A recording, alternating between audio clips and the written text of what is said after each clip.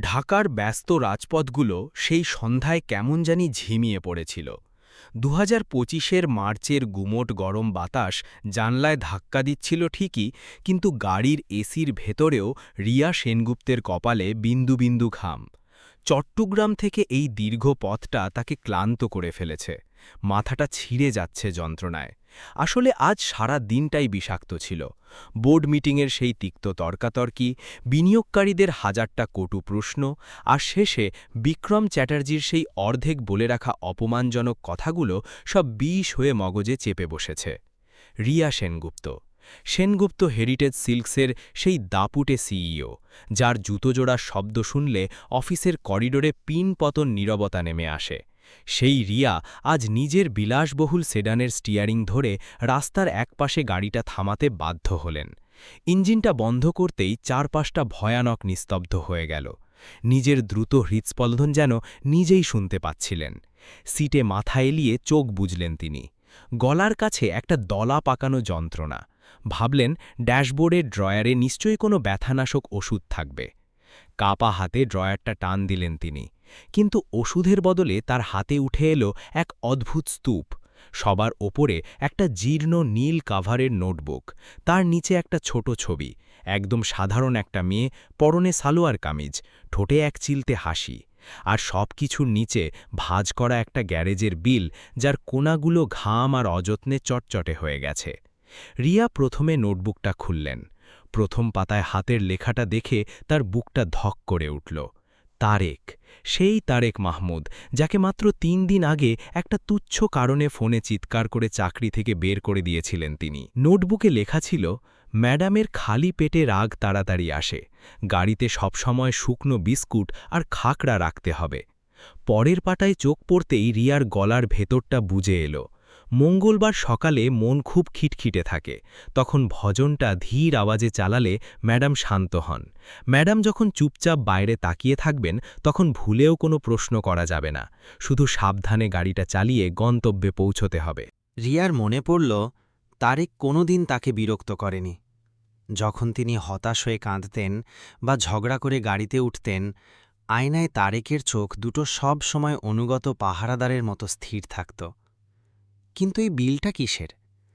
বিলটা হাঁপে নিতেই রিয়ার পৃথিবীটা দুলে উঠল। গত মাসে যখন গাড়ির ব্রেকে বড় সমস্যা হয়েছিল আর তিনি মাঝ রাস্তায় এক বড় বিপদ থেকে বেঁচে গিয়েছিলেন, তিনি ভেবেছিলেন কোম্পানি থেকে টাকা দেওয়া হয়েছে। কিন্তু বিল বলছে অন্য কথা। গ্যারেজের সেই কয়েক লাখ টাকার মেটানো বিলের নিচে তারিখটা রিয়ার মনে আছে। সেই দিনই তারেকের বিয়ের কথা ছিল। নিজের বিয়ের জন্য তিল তিল করে জমানো শেষ পয়সাটা এই লোকটা খরচ করে দিয়েছে শুধু তার ম্যাডামের নিরাপত্তা আর সম্মান বাঁচাতে, যাতে ম্যাডামকে মাঝ রাস্তায় দাঁড়িয়ে লজ্জিত হতে না হয়। রিয়া নোটবুকটা বুকে চেপে ধরলেন।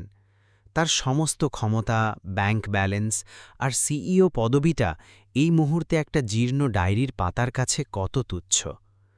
তারেকের মতো একজন সাধারণ মানুষ তাকে নিঃস্বার্থভাবে আগলে রেখেছিল, অথচ বিনিময়ে তিনি তাকে দিয়েছেন শুধু ঘৃণা আর বরখাস্তের আদেশ। রাস্তার ল্যাম্পপোস্টের আলোয় রিয়ার দুচোখ বেয়ে জল গড়িয়ে পড়ল সেই ছবির ওপর। তিনি জানতেন না এই ক্ষমাটুকু চাওয়ার সুযোগও তিনি আর পাবেন কিনা। রিয়া যখন গাড়ির নিস্তব্ধতায় বসে ওই নোটবুকটা পড়ছিলেন, তার মনে হচ্ছিল তিনি এক অচেনা মানুষের জীবনী পড়ছেন। তারেক মাহমুদ, যাকে তিনি প্রতিদিন সিটের আয়নায় দেখতেন, সে যে গত ৫ বছর ধরে তার ছায়ার মতো রাখওয়ালি করছিল, সেটা রিয়া টেরই পাননি। তারেকের লেখাগুলো তাকে ২০২৪ সালের সেই হাড় কাঁপানো শীতের সকালগুলোতে ফিরিয়ে নিয়ে গেল। ঢাকা শহর তখনও পুরোপুরি আড়মোড়া ভাঙেনি। কুয়াশার ভেতর রাস্তার ধারের চায়ের ধোঁয়াগুলো যেন অলসভাবে ভাসছে। তারেক তার ছোট খুপড়ি ঘরে কোনো অ্যালার্ম ছাড়াই জেগে উঠত। ঘর বলতে ওই সামান্যই, একটা মূর্ছে ধারা লোহার সিন্দুক, এক চিলটে পাতলা গদি আর কোণে রাখা একটা তুবড়ানো স্টোভ। শীতের সকালে মেঝেতে পা রাখা যেত না, কিন্তু তারেক কখনো এসব নিয়ে অভিযোগ করেনি। ওই বরফ শীতল জলেই সে গোসল সেরে নিত, তারপর নিজের পুরনো শার্টটা যতটা সম্ভব পরিপাটি করে পরে নিত। বেরোনোর আগে সে সবসময় মানিব্যাগটা চেক করত। টাকা খুব একটা থাকত না, কিন্তু হিসেব ছিল নিখুঁত। বেতন পেলেই সে মনে মনে কয়েকটা ভাগ করে ফেলত। মা বাবার জন্য গ্রামে পাঠাতে হবে কিছু, আর সবচেয়ে বড় অংশটা সরিয়ে রাখত সোমাইয়ার জন্য, ওই কুমিল্লার সেই মেয়েটা যে বাচ্চাদের পড়ায়। তারেক চেয়েছিল তাদের বিয়েটা যেন ধারের টাকায় না হয়। সে নিজের ঘাম ঝরানো পয়সায় সোমাইয়াকে ঘরে আনতে চেয়েছিল। গুলশানে রিয়ার সেই আলিশান বাড়ির সামনে আসার আগে সে সবসময় তার শার্টের কলারটা ঠিক করে নিত। ওই বিশাল প্রাসাদে মার্বেল পাথরের মেঝে আর দামি ঝাড়বাতি থাকলেও কেন জানি এক ধরনের বুক চাপা শূন্যতা ছিল। রিয়া সেনগুপ্ত ছিলেন সেই সাম্রাজ্যের হর্তাকর্তা। তার বাবা সেনগুপ্ত হেরিটেজ সিল্কস গড়ে তুলেছিলেন অনেক কষ্ট করে। তিনি বলতেন, কাপড় শুধু ব্যবসা নয় মা, এর মধ্যে একটা প্রজন্মের স্বপ্ন আর সম্মান বোনা থাকে। ছোটবেলায় রিয়া ওই রঙের দুনিয়াতেই হারিয়ে থাকতেন, অথচ আজ সেই ঐতিহ্যের আড়ালে থাকা মানুষগুলোর ত্যাগ তিনি দেখতেই পাননি। একসময় উৎসবের রাত মানেই ছিল রিয়ার নাচ। ফ্যাক্টরির সেই খটখট শব্দের ভেতর তাঁতিদের পাশে বসে তাদের নতুন নতুন নকশা দেখে ছোট বাচ্চার মতো হেসে উঠত মেয়েটি। কিন্তু সময় বড় অদ্ভুত কারিগর। সে খুব সন্তর্পণে ওই হাসিখুশি রিয়াকে পিষে এক অন্য মানুষ বানিয়ে দিল। বড় এক অভিজাত পরিবারে বিয়ে হলো ঠিকই, কিন্তু সেই রাজপ্রাসাদটা কোনোদিন রিয়ার ঘর হয়ে উঠতে পারল না। সেখানে তাকে ভালোবাসার বদলে পরীক্ষা করা হতো বেশি। তারপর একদিন সব ওলটপালট হয়ে গেল। স্বামীকে হারালো, বাবাও বেশিদিন সাথে রইলেন না। চোখের সামনে পাহাড় প্রমাণ ব্যবসা, আত্মীয়দের হাজারটা চাহিদা আর সমাজের সেই বাঁকা নজর, সব একা কাঁধে তুলে নিতে হলো তাকে। সেই যে রিয়া নিজের চোখের জলকে সিন্দুকবন্দি করল, তারপর থেকে কেউ আর তাকে দুর্বল হতে দেখেনি। হয়তো সেই কারণেই তার গলার স্বরে সবসময় এক ধরনের বরফ শীতল ভাব থাকত। বোর্ডরুমে যখন রিয়া ঢুকত, অভিজ্ঞ ম্যানেজারদের হাতের ফাইলও দুবার কেঁপে উঠত। কোনো হিসেবে গড়বড় হলে সে চিৎকার করত না, শুধু একবার তাকাত। ওই একটা চাউনিতেই সামনের মানুষটা বুঝে যেত তার পায়ের নিচের মাটি সরে গেছে। লোকে আড়ালে বলতো, ম্যাডামের মনটা পাথরের তৈরি। কেউ একবারও ভেবে দেখেনি যে অনেক সময় বাইরের এই কঠোরতা আসলে মনের নয়, বরং নিজের অস্তিত্ব রক্ষার এক দুর্ভেদ্য দেওয়াল মাত্র। প্রতিদিন সকালে রিয়া যখন আয়নার সামনে দাঁড়াত, তখন সে এক অদৃশ্য যুদ্ধে নামত। নিখুঁত সিল্কের শাড়ি, গলায় মুর্তোর মালা। বাইরে থেকে সে এক অপরাজেয় সিইও, কিন্তু চোখের নিচে জমা ক্লান্তিটুকু সে কাউকে দেখতে দিত না। গাড়িতে উঠলেই শুরু হয়ে যেত ইমেল আর মিটিংয়ের কারবার। তারেক সামনে বসে ড্রাইভ করত, রিয়ার কাছে সে নিছকই এক আজ্ঞাবহ কর্মী। অথচ যে মানুষটা প্রতিদিন কারো নিথর নীরবতা বয়ে নিয়ে যায়, সে অনেক কিছুই পড়তে শেখে। তারেক দেখত, সকালে রিয়া চুপ থাকে, দুপুরে কাজের চাপে তার গলার স্বরটা তীক্ষ্ণ হয়ে যায়, আর সন্ধ্যের পথে ফেরার পথে জানলার বাইরে শূন্য চোখে তাকিয়ে রিয়া হয়তো হারিয়ে যাওয়া কোনো উত্তর খুঁজত। আজকাল কোম্পানির ওপর চাপ বাড়ছিল। মেশিনে তৈরি সস্তা কাপড়ের ভিড়ে ওদের হাতে বোনা আভিজাত্য মার খাটছিল। বিনিয়োগকারীরা কোম্পানি দখল করতে চায়, কারিগররা মজুরির চিন্তায় বিমর্ষ। রিয়া ভেতরে ভেতরে ভয়ানক একা হয়ে যাচ্ছিল। ভিড় অনেক, কিন্তু তার নিজের বলে কেউ ছিল না। আর এই দমবন্ধ একাকিত্বের ঝালটাই পড়ত তারেকের ওপর। ব্যাংকের ফোন এলে রিয়া অকারণে চিৎকার করে উঠত, গাড়ি জোরে চালাও। কোনো মিটিং খারাপ হলে গাড়ির দরজাটা সজোরে বন্ধ করত। তারেক শুধু নিচু স্বরে বলত, জি ম্যাডাম। সে জানত এই রাগটা তার ওপর নয়, এটা আসলে চারপাশের পরিস্থিতির ওপর রিয়ার এক অসহায় হাহাকার। সেই সকালেও রিয়া যখন মতিঝিল অফিসের উদ্দেশ্যে বেরোলেন, তার চলায় ছিল চিরচেনা সেই যান্ত্রিকতা। দ্রুত পায়ে গাড়ির কাছে এলেন, হাতে ফাইলের স্তূপ আর মুখে সেই পাথুরে গাম্ভীর্য। তারেক নিঃশব্দে পেছনের দরজাটা খুলে ধরল। রিয়া তার দিকে একবার তাকানোর প্রয়োজনও বোধ করলেন না, শুধু নির্লিপ্ত গলায় বললেন, আজ দেরি হওয়া চলবে না। তারেক আয়নায় একবার রিয়ার প্রতিচ্ছবি দেখল, তারপর চোখ নামিয়ে নিল। সে জানত তার ম্যাডাম অনেক বড় মানুষ, প্রভাবশালী, প্রচণ্ড জেদি। কিন্তু ওইটুকুই কি সব? গত 5 বছরে তারেক অন্য কিছুও অনুভব করতে শুরু করেছিল। সে দেখত এই কঠোরতার আড়ালে একটা বিশাল খালি ঘর আছে, যেখানে হয়তো বহু বছর ধরে কেউ প্রদীপ জ্বালায়নি। এই শূন্যতা রিয়ার বাড়িতে নয়, তার অভ্যাসের পরতে পরতে জমেছিল। অন্য কেউ হলে হয়তো শুধু ম্যাডামের বকা শুনত, সময়মতো স্টিয়ারিং ঘোরাত আর মাসের শেষে বেতন নিয়ে নিজের রাস্তায় চলত। কিন্তু তারেক কথার চেয়ে মানুষের নীরবতা পড়তে বেশি পারদর্শী ছিল। তার মনে হতো যে মানুষটাকে রোজ নিজের গাড়িতে বসাতে হয় তার ছোটখাটো সুবিধেগুলো বুঝে নেওয়াটাও তার দায়িত্বের অংশ। যেমন কোনো অভিজ্ঞ কারিগর কাপড়ের বুনন দেখেই বুঝতে পারে তাতে কতটুকু যত্ন লেগেছে, ঠিক তেমনি তারেক রিয়ার ক্লান্তি আর অস্বস্তিগুলো চিনতে শুরু করেছিল। শুরুটা হয়েছিল খুব তুচ্ছ একটা জিনিস দিয়ে। প্রথম দিকে তারেক খেয়াল করল রিয়ার দামি কড়া পারফিউমে তার নিজেরই মাইগ্রেন উস্কে ওঠে। গাড়িতে বসেই রিয়া অনেক সময় কপাল টিপতেন, কিন্তু কাউকে কিছু বলতেন না। পরের দিন থেকেই তারেক গাড়িতে হালকা জুঁই ফুলের সুগন্ধি রাখতে শুরু করল। সে কাউকে ঘুণাক্ষরেও জানতে দেয়নি, রিয়ার কাছে কোনো বাহবাও চায়নি। শুধু খেয়াল রাখত সুগন্ধিটা যেন এতটাই আলতো হয় যা গাড়ি গুমোট ভাব কাটিয়ে দেয়, কিন্তু ম্যাডামের শরীর ভারী করে না। এরপর এলো সোমবারের সেই একঘেয়ে সকালগুলো। সপ্তাহের শুরুর এই দিনে রিয়া অদ্ভুতভাবে চুপ হয়ে যেতেন। হয়তো মিটিংয়ের চাপ কিংবা হারানো অতীতের কোনো বিষণ্ণতা তার ঘাড়ে চেপে বসত। একদিন রাস্তার পাশের কোনো মন্দির থেকে ভেসে আসা ধীর লয়ের ভজন শুনে রিয়া প্রথমবার চোখ বন্ধ করে সিটে মাথা এলিয়ে দিয়েছিলেন। তারেক সেই দৃশ্যটি ভোলেনি। সে নিজের ছোট স্মার্টফোনটাতে অনেক খুঁজে কিছু ধীর ভজন আর শান্ত সুর সেভ করে নিল। এরপর থেকে প্রতি সোমবার সকালে সে কিছু না জিজ্ঞেস করেই খুব নিচু স্বরে সেগুলো চালিয়ে দিত। যদি রিয়া ফোনে কথা বলতেন, সে শব্দের ভলিউমটা একদম কমিয়ে দিত। আর যদি রিয়া চোখ বুঝতেন, তারেক গাড়ির গতি এমনভাবে সামলাত যেন রাস্তার খানাখন্দ রিয়ার বিশ্রামটুকু নষ্ট করতে না পারে। রিয়ার আরেকটা অদ্ভুত অভ্যেস ছিল।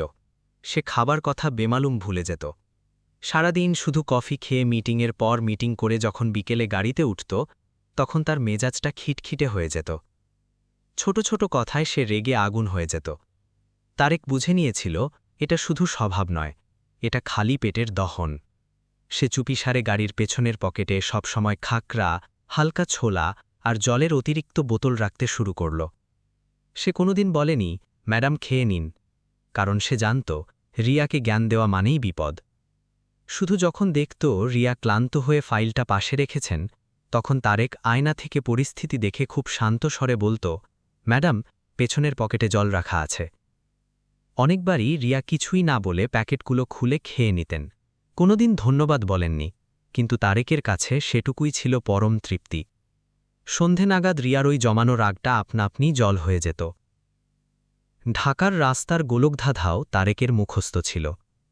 মতিঝিলের রাস্তায় কোন মোড়ে কখন জ্যাম লাগে, কোথায় স্কুল বাসের ভিড় হয়, কিংবা বৃষ্টির জল জমে কোন গলিটা কাদা হয়ে থাকে, সবই ছিল তার স্মৃতিমানচিত্রে আঁকা। সন্ধে মিটিং যদি খুব খারাপ হতো, তারেক কোনো প্রশ্ন না করেই গাড়িটা ঘুরিয়ে হাতিরঝিলের পাশের রাস্তা দিয়ে নিত। সেখানে ট্রাফিক কম থাকত। দুই পাশের গাছের সারি আর রাতের জলের ঝিলিক রিয়ার মনে প্রশান্তি এনে দিত। রিয়া বুঝতেও পারতেন না যে কেউ একজন তাকে ভালো রাখার জন্য এতটা পথ চুপচাপ পাড়ি দিচ্ছে। রিয়া কোনোদিনও মুখ ফুটে স্বীকার করেননি যে হাতিরঝিলের ওই শান্ত রাস্তাটা তার ভালো লাগে, কিন্তু ওই সময়টাতে তার আঙুলগুলো মোবাইলের স্ক্রিনে আগের মতো দ্রুত চলত না। তিনি শুধু চুপচাপ জানলার বাইরে তাকিয়ে থাকতেন। তারেকের জন্য সেটুকুই যথেষ্ট ছিল। ধীরে ধীরে সে নিজের ওই ছোট নোটবুকটাতে বিষয়গুলো টুকে রাখতে শুরু করল। ওটা কোনো শৌখিন প্রেমের ডায়েরি ছিল না, ওটা ছিল তার দায়িত্বের একটা খাতা। কোন দিন ম্যাডামের মিটিং বেশি কঠিন হয়, কখন তার মাথা ব্যথার যন্ত্রণা বাড়ে, কোন গ্রাহকের সাথে কথা বললে তার মেজাজ বিগড়ে যায়, কিংবা কোন পুরনো কারিগরের নাম শুনলে রিয়ার ভেতরের কঠিন মানুষটা হঠাৎ নরম হয়ে যায়, তারেক সব লিখে রাখত। তার মনে হতো ভুলে যাওয়া আসলে এক ধরনের অবহেলা, আর সেই অবহেলার কারণে কারোর একটা আস্ত দিন খারাপ হয়ে যেতে পারে। মাঝে মাঝে সালেহা খালা রান্নাঘরের দরজায় দাঁড়িয়ে হাসি মুখে তারেককে লক্ষ্য করতেন। তিনি একদিন বলেই ফেললেন, তারেক বাবা, তুই তো ড্রাইভার কম, মনে হয় এই বাড়ির গার্জিয়ান। তারেক লজ্জা পেয়ে মাথা নিচু করে বলত, খালা, কাজ যখন করি ঠিকমতো করাই তো ধর্ম। সালেহা খালা বুঝতেন এই ছেলে নিজের কাজকে কেবল পেট চালানোর মাধ্যম মনে করে না, তার ভেতরে সেই পুরনো আমলের সততা ছিল যা আজকাল খুঁজে পাওয়া দুষ্কর। কিন্তু রিয়া এই ছোট ছোট ব্যাপারগুলো কখনোই খেয়াল করেননি। তার কাছে মনে হতো গাড়ি সময়মতো তৈরি থাকা, রাস্তা জ্যামমুক্ত পাওয়া কিংবা ঠিক সময়ে জল এগিয়ে আসাটা একটা যান্ত্রিক নিয়ম মাত্র। মানুষ যখন সব সুবিধা হাতের কাছে পেতে অভ্যস্ত হয়ে যায় তখন সেই সুবিধাটা যে হাত দিয়ে আসছে তাকে আর দেখা যায় না। তারেক তবুও বদলায়নি। সে কোনোদিন নিজের সীমা ছাড়িয়ে যায়নি, রিয়ার কাছে কোনোদিন বাড়তি খাতির চায়নি কিংবা নিজের খাটুনির ফিরিস্তিও শোনায়নি। তার মাথায় ছিল সুমাইয়াকে দেওয়া প্রতিশ্রুতি আর হাতে ছিল রিয়ার নিরাপত্তার ভার। সে দুটোকেই আলাদা করে রাখত, ঠিক যেমন মন্দিরের প্রদীপ আর ঘরের রুটি। দুটোই জরুরি, দুটোই সম্মানের, কিন্তু দুটোর জায়গা আলাদা। সে তখনও জানত না যে একদিন এই সাধারণ নোটবুকটাই রিয়ার সামনে তার 5 বছরের নীরবতা চিরে সব সত্যি বের করে দেবে। তারেকের ডায়েরিতে রিয়ার অভ্যাসগুলো লেখা থাকলেও তার বুকের ভেতর যে নামটা সবচেয়ে উজ্জ্বল ছিল সেটা সুমাইয়া। ডিসেম্বরের সেই হাড় কাঁপানো ঠান্ডায় যখন সে ঢাকায় রিয়ার গাড়ি আর মেজাজ সামলাচ্ছিল, কুমিল্লার এক ছোট গ্রামে সুমাইয়াও তার দেওয়া কথা আগলে রাখছিল। সুমাইয়া গ্রামের সরকারি স্কুলের দিদিমণি। খুব আহামরি সাজগোজের বালাই নেই তার। সাধারণ সুতির কামিজ, পেছনে আলগা করে বাঁধা চুল আর কাঁধে ঝোলানো বইয়ের ব্যাগ। তার চোখ মুখে এক ধরনের প্রশান্তি ছিল। স্কুলের বাচ্চারা তাকে সুমাইয়া দিদি বলে ডাকত। কোন বাচ্চার খাতা শেষ হয়ে গেছে, কার পায়ের চটি ছিঁড়ে গেছে কিংবা কার বাবা অসুস্থ হয়ে ঘরে পড়ে আছে, সব খবর সুমাইয়ার নখদর্পণে। সে শুধু বই পড়াত না, বাচ্চাদের একটু আপন করে নিত। তারেক আর সুমাইয়ার সম্পর্কটা ঢাকঢোল পেটানো কোনো প্রেম ছিল না। সেখানে লুকিয়ে দেখা করার অস্থিরতার চেয়ে পরিবারের সামনে পালন করা ভরসার মর্যাদা বেশি ছিল। দুই পরিবার একে অপরকে চেনে বহু বছর ধরে। উৎসবে আসা যাওয়া, মাঠের ফসল নিয়ে গল্প আর মুরব্বিদের সেই পুরনো বিশ্বাস, পরিশ্রমী ছেলে আর লক্ষ্মী মেয়ে একসাথে থাকলে সংসারটা অন্তত সোনার হবে। শুধু শর্ত ছিল একটাই, তারেক যখন সুমাইয়ার হাত চাইবে তখন যেন সে পুরোপুরি স্বাবলম্বী হয়। সুমাইয়া কোনোদিন দামি গয়না বা জাঁকজমকপূর্ণ বিয়ের আবদার করেনি। ফোনে খুব শান্ত স্বরে বলত, বিয়ে ছোটখাটো হলেও ক্ষতি নেই তারেক, কিন্তু সেটা যেন দুই পরিবারের মাথা উঁচু করে হয়। তারেক বারবার তাকে আশ্বস্ত করত, আরেকটু সময় দে সুমাইয়া, আমি আসব সবার সামনে কথা বলতে। সুমাইয়া তাকে বিশ্বাস করত, কারণ সে জানত তারেক মিথ্যে আশা দেওয়ার লোক নয়।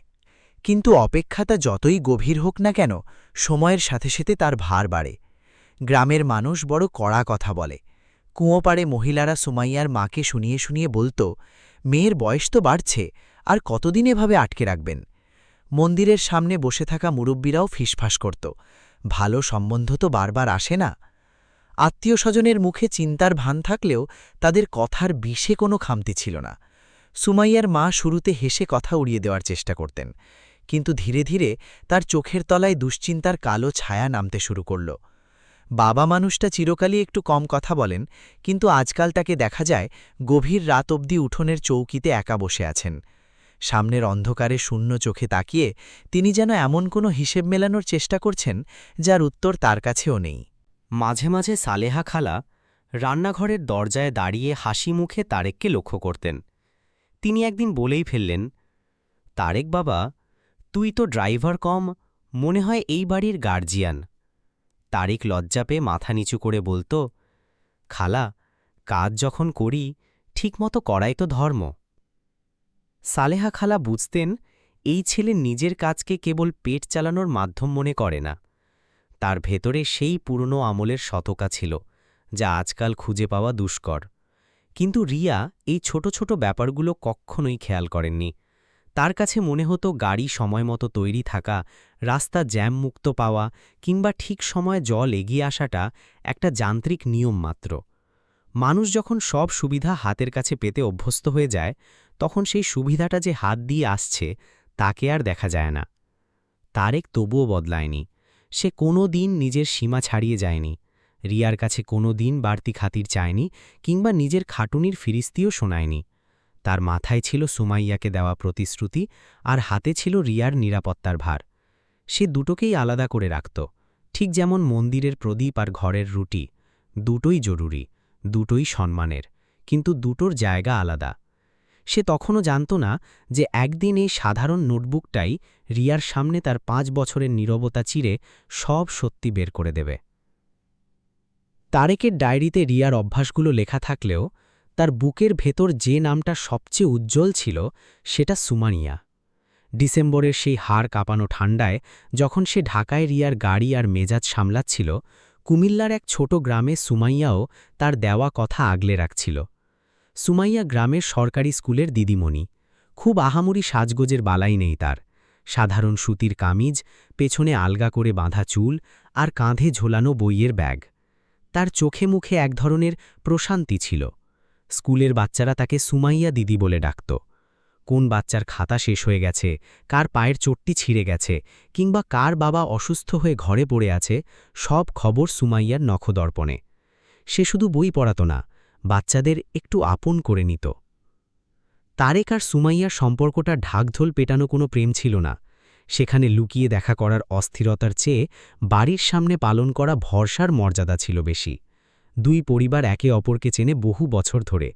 উৎসবে আসা যাওয়া, মাঠের ফসল নিয়ে গল্প, আর মুরব্বীদের সেই পুরনো বিশ্বাস, পরিশ্রমী ছেলে আর লক্ষ্মী মেয়ে একসাথে থাকলে সংসারটা অন্তত সোনার হবে। শুধু শর্ত ছিল একটাই, তারেক যখন সুমাইয়ার হাত চাইবে তখন যেন সে পুরোপুরি স্বাবলম্বী হয়। সুমাইয়া কোনো দিন দামি গয়না বা জাঁকজমকপূর্ণ বিয়ের আবদার করেনি। ফোনে খুব শান্তস্বরে বলত, বিয়ে ছোটখাটো হলেও ক্ষতি নেই তারেক, কিন্তু সেটা যেন দুই পরিবারের মাথা উঁচু করে হয়। তারেক বারবার তাকে আশ্বস্ত করত, আর একটু সময় দে সুমাইয়া, আমি আসব সবার সামনে কথা বলতে।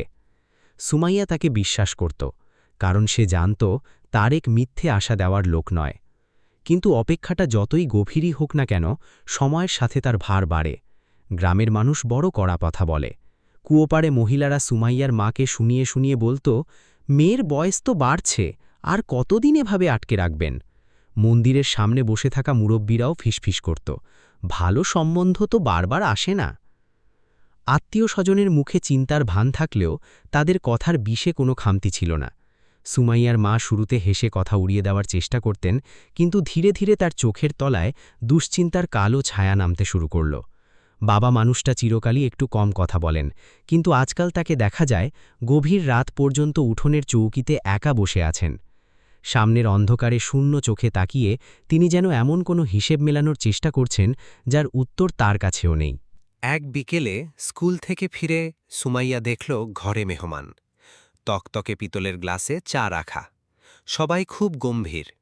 মা তাকে ইশারায় ঘরে গিয়ে ওড়নাটা ঠিক করে আসতে বললেন। সুমাইয়া এক মুহূর্তেই বুঝে গেল, এটা শুধু চা খাওয়ার নিমন্ত্রণ নয়। ওই দিনই প্রথমবার শফিক আহমেদের নামটা তার সামনে এলো। শফিক শহরের কাছেই সারের ডিলারি করে। অবস্থা বেশ রমরমা। পরিবার হিসাবেও এলাকায় তাদের যথেষ্ট নাম ডাক আছে। শফিক লোকটা মোটেও খারাপ নয়, আর এটাই সুমাইয়ার জন্য সবচেয়ে বড় বিপদ হয়ে দাঁড়াল। কারণ গ্রামে একটা ভালো প্রস্তাব ফিরিয়ে দেওয়া মানেই নিজের এবং পরিবারের ওপর কলঙ্ক ডেকে আনা। সেই রাতে সুমাইয়া তারেককে ফোন করল। ফোনের ওপাশ থেকে ঢাকার রাজপথের যান্ত্রিক চিৎকার ভেসে আসছিল। বোঝা যাচ্ছিল তারেক কোনো ব্যস্ত রাস্তার মোড়ে দাঁড়িয়ে আছে। সুমাইয়া কোনো ভূমিকা ছাড়াই জিজ্ঞেস করল, তুমি কবে আসবে? তারেক কিছুক্ষণ নিথর হয়ে দাঁড়িয়ে থাকল। তারপর অস্ফুটে বলল, তাড়াতাড়ি সুমাইয়া, সত্যি খুব তাড়াতাড়ি। সুমাইয়া এবার আর কোনো প্রবোধ মানল না। ধীর কিন্তু ধরা গলায় বলল, ঘরে কথা বাড়ছে। আমি আর কতদিন দেওয়াল হয়ে আটকে রাখব জানি না তারেক, একা কুলিয়ে উঠতে পারছি না। তারেকের কাছে এর কোনো জুতোসই উত্তর ছিল না। তার মাথায় তখন নিজের সেই ছিঁড়ে যাওয়া নোটবুকের পাতাগুলো ঘুরছিল, যেখানে সে বিয়ের ছোট ছোট খরচের হিসেব করে রেখেছিল। মায়ের জন্য একটা নতুন শাড়ি, উঠোনে প্যান্ডেল করার খরচ, আর সুমাইয়ার জন্য সোনার একটা মঙ্গলসূত্র। খুব আকাশছোঁয়া স্বপ্ন নয়, তবুও যেন লক্ষ্যের কাছে পৌঁছতে গিয়েও বারবার হোঁচট খেতে হচ্ছে। ফোন ছাড়ার আগে সুমাইয়া শেষ কথাটা বলল, আমি তোমার অপেক্ষায় আছি ঠিকই, কিন্তু আমার এই অপেক্ষার সাথে মা বাবার মান সম্মানও জড়িয়ে আছে। কথাটা তারেকের বুকে তীরের মতো বিঁধল। সেই রাতে সে প্রথমবার অনুভব করল যে দারিদ্র্য শুধু পকেট খালি করে না, মানুষের দেওয়া প্রতিশ্রুতিগুলোকেও গলা টিপে মেরে ফেলে। একদিকে সে ঢাকায় রিয়ার জীবন আর গাড়ি সামলাচ্ছে, অন্যদিকে সুমাইয়া গ্রামে তার সম্মান আগলে বসে আছে। ঢাকা আর কুমিল্লার মাঝখানের ওই কয়েকশো কিলোমিটার এখন আর শুধু পথের দূরত্ব নয়, ওটা হয়ে দাঁড়িয়েছে সমাজ, সময় আর অভাবের এক দুর্ভেদ্য দেওয়াল। শহরের জীবন অবশ্য কারো ব্যক্তিগত শোকের জন্য থেমে থাকে না। পরদিন সকালেই তাকে সেই পুরনো রুটিনে ফিরতে হলো। গাড়ি ধুয়ে মুছে চকচকে করা, রিয়ার সামনে সেই নিস্পৃহ মুখ নিয়ে দরজা খুলে দেওয়া, সবই চলল। তফাৎ শুধু একটাই, তারেকের মনের ভেতর এখন দুটো আলাদা পৃথিবী যুদ্ধ করছে। ঠিক এই সময়টাতেই রিয়ার জীবনে নতুন এক মানুষের প্রবেশ ঘটল, বিক্রম চ্যাটার্জি। বিক্রম প্রথমবার সেনগুপ্ত হেরিটেজ সিল্কসের অফিসে এসেছিল ইনভেস্টর মিটিংয়ে। লম্বা চওড়া গড়ন, চুলে একটা নিখুঁত কাট আর দামি স্যুটের সাথে পাল্লা দেওয়া তার আত্মবিশ্বাসী কথা। বিক্রম রিয়াকে বোঝাতে শুরু করল যে এই ঐতিহ্যের বাজার অনেক বড়, শুধু দরকার সঠিক উপস্থাপন আর আধুনিক পরিকল্পনা। সে রিয়ার বাবার সংগ্রামের কথা এমনভাবে বলতো যেন সে সবটাই জানে। বিক্রম রিয়ার দিকে তাকিয়ে খুব মুলায়ম সুরে একদিন বলল, রিয়াজি, আপনার কাছে হৃদয় আছে। আমি শুধু আপনার সেই স্বপ্নটাকে বিশ্বের কাছে তুলে ধরার একটা কৌশল দিতে চাই। রিয়া বাইরে থেকে তেমন কোনো আবেগ দেখায়নি ঠিকই, কিন্তু ভেতরে কোথাও এই কথাগুলো তাকে নাড়া দিয়ে গেল। কত বছর পর কেউ তার ব্যবসাকে শুধু টাকার অঙ্কে নয়, বরং তার শেকড়ের সাথে মিলিয়ে দেখল। বিক্রম মানুষ চিনতে জানত। সে রিয়ার একাকিত্বের জায়গাটা ধরতে পেরেছিল এবং খুব সুকৌশলে নিজের জায়গা করে নিতে শুরু করল। রিয়ার তখন খুব দরকার ছিল কাউকে ভরসা করার, এমন একজন মানুষের সামনে দাঁড়ানোর যার কাছে সে সারাক্ষণ কঠোর সিইও হয়ে থাকবে না। শুরুতে সবকিছু খুব পেশাদার মনে হলেও ধীরে ধীরে বিক্রম রিয়ার ব্যক্তিগত গণ্ডিতে ঢুকে পড়ল। মিটিংয়ের পর কফির আমন্ত্রণ, গভীর রাতে ব্যবসার অছিলায় দীর্ঘ ফোন কল, সবকিছুই খুব স্বাভাবিকভাবে ঘটতে থাকল। বিক্রম প্রায়ই বলতো, রিয়া, আপনি একাই সব বোঝা টানছেন, আপনার একটু বিশ্রাম দরকার। বিক্রম মাঝে মধ্যেই বলতো, খুব শক্তিশালী মেয়েরও কোনো একজনের কাঁধে মাথা রাখার প্রয়োজন হয় রিয়া। কথাগুলো শুনে রিয়া সরাসরি কিছু বলতেন না ঠিকই, কিন্তু ফোন রাখার পর অনেকক্ষণ পর্যন্ত শূন্য চোখে জানালার বাইরে তাকিয়ে থাকতেন। তারিক রিয়ার ভিউ মিরারে বহুবার রিয়ার মুখটা দেখেছে। ক্লান্তির ভাঁজে সেখানে এক চিলতে আশার ঝিলিক দেখা যেত। কিন্তু বিক্রমের সেই চকচকে কথার দেওয়ালে ধীরে ধীরে ফাটল দেখা দিতে শুরু করল। যে মিটিংয়ে বিক্রমের থাকার কথা সেখানে সে আসত দেরিতে। অজুহাত হিসেবে থাকত ক্লায়েন্ট কল বা ট্রাফিক জ্যাম। এমনকি ঠিকঠাক ক্ষমা না চেয়েই সে অবলীলায় কথা ঘুরিয়ে দিত। রিয়া প্রথমে এটাকে স্রেফ কাজের ব্যস্ততা ভেবেছিলেন, কিন্তু একদিন সন্ধ্যার সব প্রোগ্রাম বাতিল করে রিয়া যখন বিক্রমের সাথে ডিনারে যাওয়ার জন্য তৈরি হলেন, তখন জলটা গড়ালো অন্যদিকে। তারেক বাইরে গাড়ি নিয়ে প্রস্তুত, রিয়া পরিপাটি শাড়ি পরে ঠিক সময়ে নিচে নামলেন। অথচ আধ ঘন্টা অপেক্ষার পর বিক্রমের মেসেজ এলো, সরি, আর্জেন্ট বোর্ড কল, অন্য কোনো দিন হবে। সেদিন রিয়া একটা শব্দও খরচ করেননি, নিঃশব্দে ভেতরে চলে গিয়েছিলেন। কিন্তু পরদিন সকালে গাড়িতে বসতেই তিনি তারেককে তীক্ষ্ণ স্বরে ধমক দিলেন, কাল গাড়িতে এত ধুলো কেন ছিল? তারিক জানত গাড়িটা সে সকালে মুছে ঝকঝকে করেছে, তবুও সে প্রতিবাদ না করে শুধু মাথা নিচু করে বলল, ক্ষমা করবেন ম্যাডাম, খেয়াল রাখব। রিয়া জানালার বাইরে তাকিয়ে ঠোঁট কামড়ে ধরে রইলেন। তার রাগটা আসলে বিক্রমের ওপর, কিন্তু তার ঝালটা গিয়ে পড়ল তারেকের ওপর। এটা একবার নয়, বারবার হতে লাগল। বিক্রম যখনই কোনো প্রতিশ্রুতি ভাঙত, রিয়া ততই নিষ্ঠুর হয়ে উঠতেন। রিয়া চিৎকার করে বলতেন, তুমি রাস্তা এত ভুল কেন বেছে নাও? অথচ ওই রাস্তাটাই ছিল সবচেয়ে জ্যামমুক্ত। কখনো খিটখিট করতেন, এত আস্তে চালাচ্ছ কেন? আবার 2 দিন পর মেজাজ বদল বলতেন, এত জোরে গাড়ি চালানোর দরকার নেই।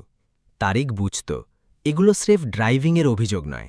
রিয়া আসলে কারোর ওপর ভরসা রাখতে গিয়ে বারবার হোঁচট খাচ্ছেন, আর সেই ভেঙে পড়ার যন্ত্রণাটাই তার উপর উগরে দিচ্ছেন। কোম্পানির অপারেশন ডিরেক্টর নুসরাত জাহান বিক্রমকে প্রথম থেকেই দেখতে পারতেন না। তিনি একদিন রিয়াকে সতর্ক করে বললেন, ম্যাম, লোকটা বড় মিষ্টি কথা বলে, কিন্তু প্রতিটা প্রস্তাবে ও ঘুণাক্ষরে কোম্পানির শেয়ার আর পার্টনারশিপের কথা পারে। রিয়া ফাইলটা সশব্দে বন্ধ করে দিলেন। শান্ত কিন্তু ধারালো গলায় বললেন, নুসরাত, আমি জানি আমি কি করছি। রিয়া আসলে ব্যবসার ওপর নয়, তার ব্যক্তিগত পছন্দের ওপর কারোর প্রশ্ন তোলাটা সহ্য করতে পারছিলেন না। বিক্রম শুধু রিয়ার ব্যক্তিগত সময়ে নয়, কোম্পানির নথিপত্রেও হাত বাড়াতে শুরু করল। সে কারিগরদের খরচ কমানো আর ডিজাইন টিম বদলে ফেলার পরামর্শ দিতে লাগল। বারবার চাপ দিতে লাগল যে পারিবারিক গণ্ডি ভেঙে পেশাদার ইনভেস্টমেন্ট আনতে হবে। রিয়া যেন এক গোলকধাঁধায় খেসে গেলেন। আজকাল গাড়িতে বসলেই রিয়া ফোনে বিক্রমের সাথে তর্ক করতেন। কখনো হঠাৎ চুপ হয়ে যেতেন। কোলের ওপর ফাইল খোলা থাকলেও তার চোখ শব্দের ওপর স্থির থাকত না। তারেক কিছু বলতে চাইত, কিন্তু সে তার সীমানা জানত। সে এটা জানত না যে মানুষটাকে রিয়া নিজের আশ্রয় ভাবছেন, সেই লোকটাই আসলে রিয়া পায়ের নিচের মাটি মেপে নিচ্ছে। 2025-এর জানুয়ারির সেই সকালে ঢাকায় হালকা কুয়াশা ছিল। তারেকের ভেতরটা অবশ্য রাত থেকেই এক অস্থির আগুনে পুড়ছিল। আগের সন্ধ্যায় সুমাইয়ার মেসেজ এসেছিল, বাড়িতে খুব অশান্তি হচ্ছে, তুমি কবে আসবে? তারেক অনেকবার উত্তর লিখল, আবার মুছে ফেলল। পুরনো সেই খুব তাড়াতাড়ি আসছে কথাটা আর পাঠাতে ইচ্ছে করছিল না তার। টাকা তখনও পুরো জমেনি, নিজেকে খুব অপরাধী মনে হচ্ছিল তার। সেদিন তারেকের কিছুটা স্বস্তি পাওয়ার কথা, কারণ রিয়া চিটাগং থেকে ফিরছিলেন আর বিক্রম নিজে তাকে এয়ারপোর্ট থেকে রিসিভ করার কথা দিয়েছিলেন। তারেক নিজের ঘরের বাইরে বসে জুতোর ধুলো ঝাড়ছিল, এমন সময় ফোনটা বেজে উঠল। ওপাশ থেকে ভেসে আসা রিয়ার গলার স্বরটা ছিল একই সাথে হিমশীতল আর রুক্ষ। কোনো ভূমিকা ছাড়াই তিনি বললেন, তারেক, এখনই গাড়ি নিয়ে চিটাগং এয়ারপোর্টে আসো। তারেক খুব নিচু স্বরে মনে করিয়ে দেওয়ার চেষ্টা করল যে বিক্রম স্যারেরই তো আসার কথা ছিল, কিন্তু রিয়া কথা শেষ করতে দিলেন না। বিক্রমের নাকি হঠাৎ কোনো জরুরি মিটিং পড়ে গেছে, সে আসতে পারছে না, তাই এখন তারেককেই জলদি পৌঁছতে হবে, কোনো প্রশ্ন ছাড়াই। কলটা কেটে যেতে তারেক আর এক মুহূর্ত দেরি করল না। দ্রুত কোঠিতে পৌঁছে গাড়িটা বের করল। অভ্যাসবশত টায়ার আর ফুয়েল একবার চেক করে নিয়ে সে ঢাকা-চট্টগ্রাম হাইওয়ের দিকে গাড়ি ছোটাল। রাস্তা পরিষ্কার থাকলেও তার মনের ভেতরটা ছিল মেঘলা। একদিকে সুমাইয়ার সেই দীর্ঘ অপেক্ষা, অন্যদিকে রিয়ার চড়া মেজাজ, আর সেই সাথে গত 5 বছরের চাকরির অবচেতন এক ভয়, ম্যাডামকে যেন এক মুহূর্তও দাঁড়াতে না হয়। কিছুক্ষণ পরেই স্পিকারে ফোনটা বেজে উঠল। রিয়া জানতে চাইলেন সে কত দূর। তারেক উত্তর দেওয়ার আগেই শুরু হলো অভিযোগের ঝিলিক। রিয়া নাকি আধ ঘণ্টা ধরে এয়ারপোর্টে দাঁড়িয়ে আছেন।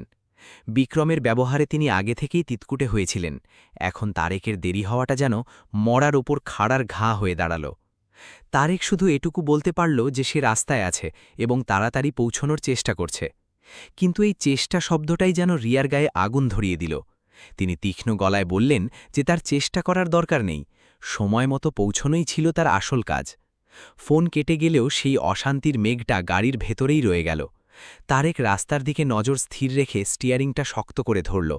সে জানত হাইওয়েতে এই গতিতে গাড়ি চালানো ঠিক নয়, কিন্তু সে এটাও জানত যে দেরি হলে কৈফিয়তটা তাকেই দিতে হবে। প্রতি কয়েক মিনিট অন্তর ফোনের স্ক্রিনটা জ্বলে উঠছিল, কখনো কল, কখনো মেসেজ। সে ওগুলো এড়িয়ে যেতে চাইছিল, কিন্তু বছরের পর বছরের সেই তটস্থ থাকার অভ্যাস তাকে অস্থির করে দিচ্ছিল। এমনই এক মানসিক চাপের মুহূর্তে ফোনের স্ক্রিনটা যখন আবার জ্বলে উঠল, তারেকের চোখ এক পলকের জন্য রাস্তা থেকে সরে গেল। ঠিক তখনই সামনের গাড়িটা আচমকা ব্রেক কষেছিল। তারেক শেষ মুহূর্তে সামলানোর আপ্রাণ চেষ্টা করলেও তার গাড়ির পাশটা অন্য একটা ছোট গাড়িকে সজোরে ঘষে দিয়ে বেরিয়ে গেল। শব্দটা খুব একটা বড় না হলেও তারেকের ভেতরটা যেন মড়মড় করে ভেঙে পড়ল। সে তৎক্ষণাৎ গাড়ি থামিয়ে নিচে নামল। অন্য গাড়িটার সাইড প্যানেল আর ইন্ডিকেটর তুবড়ে গেছে। তারেক কোনো ওজোর আপত্তি না দেখিয়ে 2 হাত জোড় করে নিজের দোষ মেনে নিল। সে একবারও বলল না যে পেছনের ফোনগুলো তাকে দিশেহারা করে দিচ্ছিল।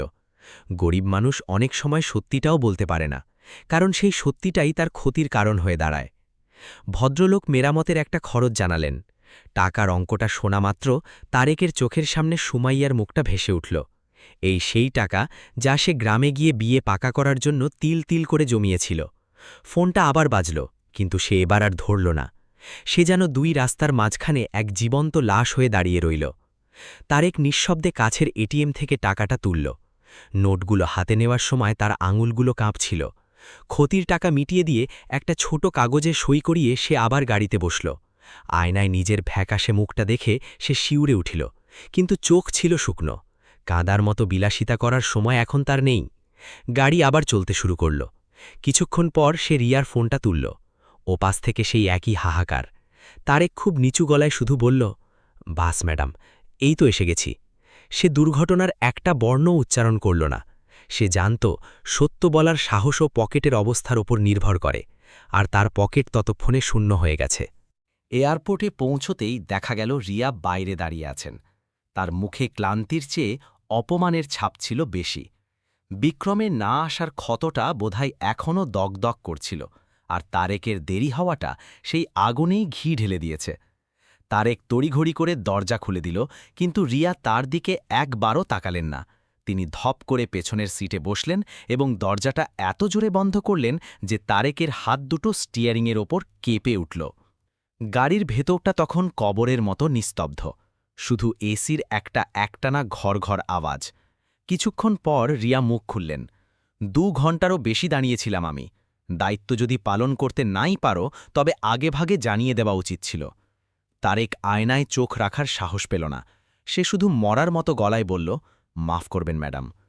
গাড়ি যখন ঢাকার দিকে ঘুরল, রিয়ার আঙুলগুলো তখন ফোনের ওপর দ্রুত চলছে। অন্যদিকে তারেকের পকেটে রাখা এটিএমের রসিদটা যেন আগুনের মতো তার উড়ু পুড়িয়ে দিচ্ছিল। তার এয়ারপোর্টে পৌঁছতেই দেখা গেল রিয়া বাইরে দাঁড়িয়ে আছেন। তার মুখে ক্লান্তির চেয়ে অপমানের ছাপ ছিল বেশি। বিক্রমের না আসার ক্ষতটা বোধহয় এখনও দগদগ করছিল, আর তারেকের দেরি হওয়াটা সেই আগুনেই ঘি ঢেলে দিয়েছে। তারেক তড়িঘড়ি করে দরজা খুলে দিল, কিন্তু রিয়া তার দিকে একবারও তাকালেন না। তিনি ধপ করে পেছনের সিটে বসলেন এবং দরজাটা এত জোরে বন্ধ করলেন যে তারেকের হাত দুটো স্টিয়ারিংয়ের ওপর কেঁপে উঠল। গাড়ির ভেতরটা তখন কবরের মতো নিস্তব্ধ, শুধু এসির একটা একটানা ঘর আওয়াজ। কিছুক্ষণ পর রিয়া মুখ খুললেন। 2 ঘন্টারও বেশি দাঁড়িয়েছিলাম আমি। দায়িত্ব যদি পালন করতে নাই পারো তবে আগেভাগে জানিয়ে দেওয়া উচিত ছিল। তারেক আয়নায় চোখ রাখার সাহস পেল না। সে শুধু মরার মতো গলায় বলল, মাফ করবেন ম্যাডাম। গাড়ি যখন ঢাকার দিকে ঘুরল, রিয়ার আঙুলগুলো তখন ফোনের ওপর দ্রুত চলছে। অন্যদিকে তারেকের পকেটে রাখা এটিএমের রসিদটা যেন আগুনের মতো তার উড়ু পুড়িয়ে দিচ্ছিল। তার বারবার মনে পড়ছিল সুমাইয়ার জন্য রাখা জমানো টাকার একটা বড় অংশ সে রাস্তার ধারের ওই অচেনা মানুষের হাতে তুলে দিয়ে এসেছে। অথচ এই সত্যিটা সে রিয়াকে বলতে পারবে না। তারেকের কাছে এই চাকরিটা শুধু মাস শেষে কিছু টাকা নয়, ওটা ছিল সুমাইয়া পর্যন্ত পৌঁছনোর একমাত্র সাঁকো। গুলশানের বাড়ির সামনে পৌঁছে রিয়া একটা শব্দও না বলে নেমে গেলেন। তারেক গাড়ি বন্ধ করল ঠিকই, কিন্তু সিট ছেড়ে নামতে পারল না। তার বুকটা তখনও ধরফর করছিল। কিছুক্ষণ পর সে টলমলে পায়ে নেমে গাড়ির সামনে গিয়ে দাঁড়াল। ডান দিকে ঘষার দাগ, সামনে লাইটের উপর একটা লম্বা ফাটল। বড় কোনো খোঁজি নয় হয়তো, কিন্তু দামি গাড়ির ওই সামান্য টোকাই একজন গরিব মানুষের জন্য পাহাড় সমান ঋণের বোঝা। তারেকের মনে হল পায়ের তলা থেকে পৃথিবীটা সরে যাচ্ছে। ঠিক তখনই সালেহা খালা বেরিয়ে এলেন। তারেক পলকে নিজেকে সামলে নিয়ে বলল, কিছু না খালা, এমনি চেক করছি। ম্যাডামের কাল ভোরে মিটিং, গাড়িটা একদম টিপটপ রাখা চাই। রিয়া ঘরে ঢুকে যেতেই তারেক সোজা গিয়ে থামল ধোলাই খালের সেই ঘিঞ্জি গ্যারেজে। জব্বার মিয়া গাড়িটা দেখেই কপাল কুঁচকালেন। তারেক, কাম তো সোজা নয়, দামি গাড়ি, পার্টসের দামও আকাশচুম্বী। তারেক শুকনো মুখে শুধু জিজ্ঞেস করল, মোট কত লাগবে ভাই? জব্বার মিয়া যখন অঙ্কটা বললেন, তারেকের কান গিয়ে তখন গরম ভাব বেরোচ্ছিল। জব্বার মিয়া তার ফ্যাকাশে মুখ দেখে নরম স্বরে বললেন, টাকার খুব টান। তারেক মিথ্যে বলতে চাইলেও পারল না, শুধু অস্ফুটে বলল, বিয়ের জন্য একটু জমাচ্ছিলাম ভাই। জব্বার মিয়া কিছুক্ষণ চুপ থেকে দীর্ঘশ্বাস ফেললেন। আচ্ছা শোন, আমার মজুরিটা আমি রাখব না, কিন্তু বাবা কিছু খরচ তো লাগবই। তারেক মাথা নাড়ল। সে জানত নিজের ভুলের খেসারত তাকেই দিতে হবে। সে ব্যাংক থেকে তার শেষ সম্বলটুকু তুলল। কাজ শুরু হলো। গ্যারেজের এক কোণে একটা কাঠের বেঞ্চে তারেক বসে রইল। সন্ধ্যা নামল। আকাশের পায়রাগুলো ডানা ঝাপটে কুঠুরিতে ফিরে গেল। মিস্ত্রিরা একে একে বিদায় নিল, কিন্তু তারেক ওখানেই পাথরের মতো বসে রইল। হাতুড়ির প্রতিটি হালকা আঘাত তার বুকে বাজছিল। মনে হচ্ছিল সুমাইয়ার কাছে যাওয়ার দিনগুলো এক এক করে পিছিয়ে যাচ্ছে। কাজ যখন শেষ হল, গাড়িটা বাইরে থেকে আবার আগের মতোই ঝকঝক করতে লাগল। অথচ তারেকের ভেতরে যা দুমড়ে মুচড়ে গেছে তা ঠিক করার কোনো পলিশ দুনিয়ায় নেই। জব্বার মিয়া বিলটা হাতে দিলেন। তারেক অনেকক্ষণ ওটার দিকে তাকিয়ে থেকে ভাঁজ করে নিজের সেই নোটবুকটার সাথে গ্লাভ বক্সে রেখে দিল। ভাবল, কাল সকালে বের করে নেব, এখন শুধু গাড়িটা বাড়িতে নিরাপদে পৌঁছতে হবে। রাতে যখন সে কথিত ফিরল, চারপাশ তখন নিঃশব্দ। কেউ জানল না এক নিঃশব্দ ঝড়ের সাক্ষী হয়ে একটা মানুষ তার সর্বস্ব হারিয়ে ফিরে এসেছে। রিয়া হয়তো কোনোদিনই জানতে পারলেন না যে সেই অভিশপ্ত সকালে তার আভিজাত্য আর সময়ের দাম রক্ষা করতে গিয়ে তারেককে ঠিক কতখানি চড়া মূল্য দিতে হয়েছিল। ঘরে ফেরার পর তারেকের পা দুটো আর যেন শরীর বইতে চাইছিল না। সে কোনো মতে দরজাটা খুলে জামাকাপড় না বদলেই বিছানায় ধপ করে বসে পড়ল। কাঁপা কাঁপা হাতে মানিব্যাগটা বের করতেই দেখল কিছু তুবড়ে যাওয়া নোট, সেই দুর্ঘটনার রসিদ আর সুমাইয়ার একটা পুরনো ছবি। সে ছবির দিকে তাকিয়ে ঠোঁট দুটো একটু নাড়াল, কিন্তু কোনো শব্দ বেরোল না। আসলে মানুষ যখন চরম ক্লান্ত হয়ে যায় তখন কান্নাটাও এক ধরনের বিলাসিতা মনে হয়। পরের কয়েকটা দিন সে যেন একটা যন্ত্রের মতো কাটাল। বাইরে থেকে কিছু বদলায়নি। রিয়া আগের মতোই ব্যস্ত থাকতেন, আর তারেক সেই চেনা জি ম্যাম বলে নিজের অস্তিত্ব জানান দিত। কিন্তু যতবার সে গ্লাভ বক্সের দিকে তাকাত তার ভেতরের ক্ষতটা দগদগিয়ে উঠত। ধীরে ধীরে শরীর আর সায় দিল না। একদিন সকালে ঘুম ভাঙতেই তার মনে হলো মাথাটা যেন একটা বিশাল পাথরের স্তূপ। চোখ জ্বলছে, গলার কাছে একটা শুকিয়ে যাওয়া মরুভূমি। সে দেয়ালে পিঠ ঠেকিয়ে কোনোমতে রিয়াকে একটা মেসেজ পাঠাল, ম্যাম, শরীর খুব খারাপ, আজ দেরি হতে পারে। দুপুরের দিকে জ্বরটা যখন হাড় কাঁপিয়ে এলো তখন সালেহা খালা ফোন করেছিলেন। তারেকের ভাঙা গলার স্বর শুনে তিনি আঁতকে উঠলেন। বাবা, একবার দেখা ডাক্তার। তারেক অস্ফুটে বলল, একটু জিরিয়ে নিলেই ঠিক হয়ে যাবে খালা। সে বলল না যে ডাক্তার দেখানোর টাকাটাও তার পকেটে নেই। দুদিন এভাবেই কাটালো সে, কখনো তন্দ্রা, কখনো ঘাম, কখনো সুমাইয়ার ফোন বাজলে সে অপলক তাকিয়ে থাকত। সে কি বলবে সুমাইয়াকে? সে সুমাইয়াকে ছোট একটা মেসেজ পাঠাল, শরীর ভালো নেই, পরে কথা হবে। সুমাইয়া সাথে সাথে উত্তর দিল, খেয়াল রেখো, বাড়িতে বিয়ের কথা আবার জোরে সরে উঠেছে। তারেক ফোনটা উল্টো করে রেখে দিল। এই বিয়ে শব্দটা এখন তার কাছে আতঙ্কের মতো শোনায়। চতুর্থ দিন দুপুরে রিয়ার ফোন এলো। ওপাশ থেকে সেই ধারালো আওয়াজ, তারেক, কাল সকালে আমাকে বাইরে যেতে হবে, গাড়ি তৈরি রেখো। তারেক ভাঙা গলায় বলতে চাইল, ম্যাম, জ্বরটা এখনো ছাড়েনি। কথা শেষ করার আগেই রিয়া যেন বরফের মতো শীতল গলায় বললেন, যদি কাজে আসতেই না পারো তবে আর আসার দরকার নেই, আমি অন্য ব্যবস্থা করছি, তোমার শেষ বেতন পাঠিয়ে দেওয়া হবে। তারেক কিছুক্ষণ নিথর হবে রইল। 5 বছরের বিশ্বস্ততা, 5 বছরের এক নাগারে সেবা, সবটা একটা ফোন কলেই ধুলোয় মিশে গেল। পরের দিন জ্বরটা একটু কমতেই সে আবার পথে নামল। এবার ড্রাইভ করতে নয়, কাজ খুঁজতে। যখন তারেক একটা পুরনো মালবাহী ট্রাকের চাবি হাতে নিল তখন তার মনে হল সে কোনো ডুবন্ত নৌকার খড়কুটো আঁকড়ে ধরেছে। সন্ধ্যায় সুমাইয়ার ছবিটার দিকে তাকিয়ে সে বিড়বিড় করে বলল, আমি আবার শুরু করলাম, দেরি হবে ঠিকই, কিন্তু হার মানব না। অন্যদিকে রিয়া ভেবেছিলেন শহরটা বড়, টাকা ফেললে ড্রাইভারের অভাব হয় না। কিন্তু কিছু মানুষ শ্রেষ্ঠ সুবিধে হয় না, তারা জীবনের এক একটা অদৃশ্য খুঁটি হয়ে দাঁড়ায়। নতুন ড্রাইভার সময় মতো আসে ঠিকই, কিন্তু গাড়িতে সেই চেনা শান্তিটা নেই। অফিসে পৌঁছানোর আগেই রিয়ার মাথা ধরে যায়। মুহূর্তের জন্য তারেকের কথা মনে পড়ল, কিন্তু পরক্ষণেই জেদ করে ফাইল খুলে বসলেন, যেন স্মৃতিকেও অফিসের ফাইল বন্দি করে রাখা যায়। আসল বিপত্তিটা বাঁধল রাস্তার হিসেবে। মিটিং রুমে লোক বসে আছে আর রিয়া জ্যামে আটকে ঘামছেন। এটা তার আভিজাত্যের চরম আঘাত করল। ড্রাইভারকে ধমক দিতেই সে আমতা আমতা করে বলল, ম্যাম, ম্যাপে তো এই রাস্তাই দেখাচ্ছিল। রিয়া তখন প্রথমবার বুঝলেন তারেক জিপিএস দিয়ে নয়, বছরের পর বছরের অভিজ্ঞতা দিয়ে পথ চিনত। কোন গলিতে কখন মিছিল হয়, কোথায় জল জমে, সেসব তো কোনো কৃত্রিম মানচিত্রে লেখা থাকে না। দুপুরে যখন মাথাটা দপদপ করে, রিয়া অভ্যাসবশত পেছনের সিটের পকেটে হাত দিলেন, কিন্তু সেখানে কোনো জলের বোতল নেই, নেই সেই বিস্কুটের ছোট প্যাকেটটা। তার মনে পড়ে গেল এই ছোট ছোট যত্নগুলো কেউ কোনোদিন চেয়ে নেয়নি, অথচ সময় মতো ঠিকই পৌঁছে যেত। বিক্রম এখনও রিয়ার জীবনে আছে, কিন্তু তার সঙ্গটা এখন দামি কাঁচের মতো, ঝকঝকে কিন্তু ভঙ্গুর। সে বিদেশি বাজারের গল্প শোনায়, কিন্তু রিয়ার যখন একটু মানসিক সাহারা দরকার হয়, বিক্রম কোনো না কোনো ছুতোয় সরে পড়ে। এক সন্ধ্যায় বিক্রম নথিপত্র এগিয়ে দিয়ে বলল, রিয়া, এখানে এখনই সই করে দাও, বিদেশি ইনভেস্টররা কিন্তু বেশিক্ষণ অপেক্ষা করবে না। রিয়া কাগজগুলো খুঁটিয়ে পড়তে চাইতেই বিক্রমের গলার মিষ্টতা যেন উবে গেল। সে হেসেই উড়িয়ে দেওয়ার ভঙ্গিতে বলল, রিয়া, তুমি বড্ড বেশি ভাবো। বিজনেসে আবেগের কোনো জায়গা নেই, বুঝলে? সবচেয়ে বড় ধাক্কাটা এলো সেই রাতে। একটা হোটেলের বাইরে তর্কের এক পর্যায়ে বিক্রম রিয়াকে একা ফেলে রেখে চলে গেল। গাড়িতে উঠতে উঠতে বিক্রম হিমশীতল গলায় বলে গেল, যখন ভরসাটাই নেই তখন সব আপনি একাই সামলান। রিয়া কয়েক মুহূর্ত ফুটপাথে স্থবির হয়ে দাঁড়িয়ে রইলেন। শহরের নিয়ন আলো জ্বলছে, অথচ তার চারপাশে যেন একটা গা ছমছমে শূন্যতা তৈরি হয়েছে। তিনি ফোন বের করলেন। আঙুলটা অবচেতনেই গিয়ে থামল তারেকের পুরনো নম্বরটায়। রিয়া কল করলেন না।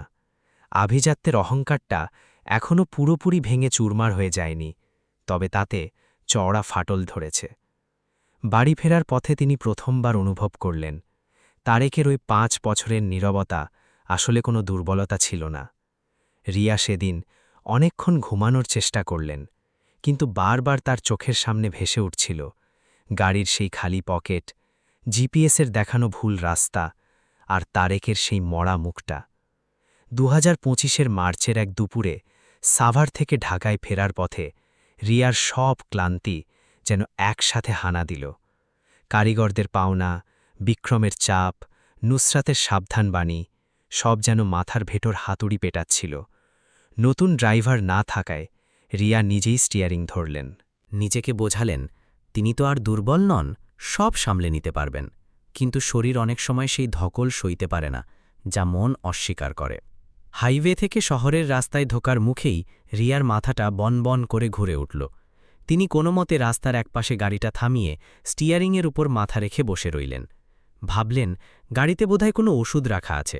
সেই অভ্যেস থেকেই তিনি গ্লাভ বক্সটা খুললেন। ভেতরে সবার আগে চোখে পড়ল সেই পুরনো নোটবুকটা। রিয়া বুকটা হাতে নিলেন। প্রথম পাতাটা খুলতেই তারেকের সেই সোজাসাপটা হাতের লেখা সামনে এলো। রিয়া পড়তে থাকলেন। কোন দিনগুলোতে মিটিংয়ের আগে ম্যাডামকে খাবার মনে করিয়ে দিতে হবে, কখন উগ্রগন্ধে তার মাথা ধরে, কোন রাস্তা দিয়ে গাড়ি চালালে ম্যাডাম শান্ত থাকবেন। এক জায়গায় লেখা ছিল, ম্যাডাম বেশি চুপ থাকলে প্রশ্ন করবে না, ওনার উত্তরের দরকার নেই, শুধু একটা শান্ত সফরের দরকার। রিয়ার আঙুলগুলো সেখানেই স্থির হয়ে গেল। তার চোখের সামনে ভেসে উঠল সেই দিনগুলোর কথা যখন তিনি অকারণেই তারেকের উপর চিৎকার করতেন। রিয়া নোটবুকের পাতা উল্টাতে লাগলেন। এক জায়গায় লেখা, বিক্রম স্যার বারবার পার্টনারশিপের কথা তোলেন, ম্যাডামকে খুব চিন্তিত লাগে, উনার দিক থেকে সাবধানে থাকা দরকার। রিয়ার বুকের ভেতরটা ধক করে উঠল। যে বিপদটা রিয়া এত দেরিতে বুঝলেন, তারেক সেটা অনেক আগেই টের পেয়েছিল। নোটবুকের মাঝখান থেকে একটা ছবি পিছলে রিয়ার কোলে পড়ল। ছবিটার দিকে তাকিয়ে রিয়ার ভেতরটা দুমড়ে মুচড়ে গেল। তারেকেরও একটা আপন জগৎ ছিল, অথচ রিয়া কোনোদিন জানার প্রয়োজনও বোধ করেননি যে তার ড্রাইভারের ইউনিফর্মের নিচেও একটা রক্ত মাংসের হৃদয় আছে। ঠিক তখনই নোটবুকের ফাঁজে লুকানো সেই রসিদটা তার হাতে এলো। ধোলাইখালের জব্বার মিয়ার গ্যারেজের বিল। টাকার অঙ্কটা দেখে রিয়ার নিঃশ্বাস আটকে গেল। তার মনে পড়ে গেল সেদিন তারেককে তিনি কতটা অপমান করেছিলেন। মনে পড়ল পরদিন সকালে গাড়িটা একদম নতুনের মতো ঝকঝক করছিল। তারেক একটা শব্দও করেনি। সবগুলো টুকরো ছবি এখন রিয়ার চোখের সামনে জীবন্ত হয়ে উঠল। রাস্তায় সেদিন দুর্ঘটনা ঘটেছিল। তারেক তার জমানো সব টাকা দিয়ে রিয়ার সম্মান আর আভিজাত্য বাঁচিয়েছিল, অথচ বিনিময়ে পেয়েছিল শুধু অপদস্থ বিদায়। তারেক নিজের পকেটের টাকা দিয়ে গাড়ি সারিয়েছিল, আর সেই টাকাগুলো হয়তো ছিল সুমাইয়ার জন্য জমানো। রিয়া বিল, ছবি আর নোটবুকটা বুকের সাথে চেপে ধরলেন। দুচোখ বেয়ে জল গড়িয়ে পড়ল। সেই জনশূন্য রাস্তার ধারে আজ সিইও রিয়া সেনগুপ্ত কাঁদছিলেন না, আজ কাঁদছিলেন একজন লজ্জিত মানুষ। তেজগাঁওয়ের সেই ধুলোবানি ঘেরা গলিতে তারেক তখন ট্রাক থেকে সিমেন্টের বস্তা নামিয়ে জিরিয়ে নিচ্ছিল। ফোনের স্ক্রিনে রিয়ার নাম দেখে সে কিছুক্ষণ নিথর হয়ে দাঁড়িয়ে রইল। রিয়ার গলার স্বরে আজ কোনো দম্ভ নেই। তিনি ভাঙা গলায় শুধু বললেন যে তিনি রাস্তার মাঝখানে আটকে আছেন। তারেক তার স্বভাবের বাইরে যেতে পারল না। লোকেশন পাঠান ম্যাডাম, আমি আসছি। তারেক যখন পৌঁছল, রিয়া গাড়ির ভেতর কুঁকড়ে বসেছিলেন। তারেক দরজা খুলতেই রিয়া তার দিকে এমনভাবে তাকালেন যেভাবে মানুষ মানুষকে দেখে, কোনো মালিক তার কর্মচারীকে নয়। রিয়া অনেক কষ্টে শুধু বলতে পারলেন, তারেক, আমাকে মাফ করে দাও, আমি তোমাকে চিনতে পারিনি। তারেক মাথা নিচু করে নিল। সে নিচু স্বরে বলল, ম্যাডাম, মানুষের ভুল তো হয়ই। আপনি সুস্থ আছেন এটাই বড় কথা। পরবর্তীতে রিয়া তারেকের প্রায়শ্চিত্ত করতে চেয়েছিলেন। তিনি জোর করে তারেককে গ্রামের বাড়িতে পাঠিয়েছিলেন। তারেক গিয়েছিল, কিন্তু সময় তার জন্য অপেক্ষা করেনি। সুমাইয়ার বিয়ে ততদিনে শহরের এক ব্যবসায়ীর সাথেই ঠিক হয়ে গিয়েছিল। সুমাইয়ার বিয়ে হয়ে গেল। তারেক ফিরে এলো ঠিকই, কিন্তু তার নোটবুকে নতুন কোনো স্বপ্ন আর লেখা হল না। তারেক এখন রিয়ার ম্যানেজার হিসেবে কাজ করে। পদমর্যাদা বেড়েছে, বেতন বেড়েছে, শুধু তার চোখের সেই পুরনো প্রশান্তিটা আর কোনোদিন ফিরে আসেনি। রিয়া সেনগুপ্ত সেদিন এক চরম সত্যের মুখোমুখি হলেন, যে অনুশোচনা মানুষকে বদলাতে পারে, কিন্তু হারিয়ে যাওয়া সময়কে কখনো ফিরিয়ে আনতে পারে না। আমাদের আশেপাশে এমন অনেক মানুষ থাকে যারা নিঃশব্দে আমাদের রাস্তা সহজ করে দেয়। তারা আসলে সাধারণ কেউ নয়। তাদের মূল্য বুঝতে দেরি করবেন না।